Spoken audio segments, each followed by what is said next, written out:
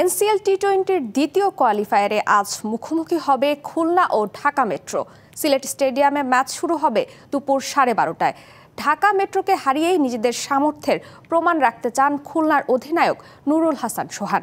আর ফাইনালে প্রতিপক্ষ যেই হোক, ইতিহাস গড়তে চায় রংপুরের পেসার রবিউল হক। এই তো কদিন আগে বিপিএল এর দল রংপুর রাইডার্সকে গ্লোবাল সুপার লিগ টি-20তে চ্যাম্পিয়ন করে ট্রফি নিয়ে এলেন। সেখানেও টানা 2 ম্যাচ হারের পর জ্বলে ওঠেন সোহানরা।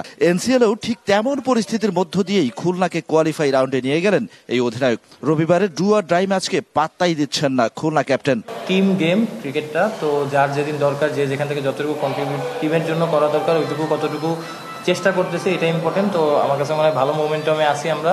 লো স্কোরিং ম্যাচে লিগ পর্বের টেবিল টপার ঢাকা মেট্রোকে হারিয়ে ফাইনালে রংপুর। উত্তরের দলটার লক্ষ্য স্থির, লিগের প্রথম শিরোপা জিতে ইতিহাস সৃষ্টি করা। সবাই সবার রোলটা জানা, কোথায় কাকে ক্লিক করতে হবে, এটা অনেক important. All time Roma. Taste it, love it. তো আমাদের টিমের ক্ষেত্রে এই জিনিসটা এখন পর্যন্ত সোফার অনেক ভালো। রংপুর আছে ইনশাল্লাহ, এখন প্রতিপক্ষ যেই আসবে আমরা খেলবো। ঢাকা মেট্রোকে ফাইনালে খেলতে হলে হারাতে হবে খুলনাকে। প্রথম হারের স্বাদ নিয়ে ব্যাকফুটে চলে যাওয়া মেট্রোর সামনে সেটাই এখন বড় challenge.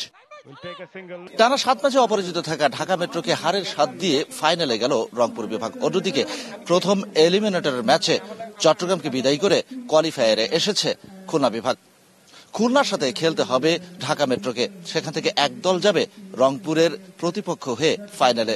Shahan Papon, DBC news, Sylhet.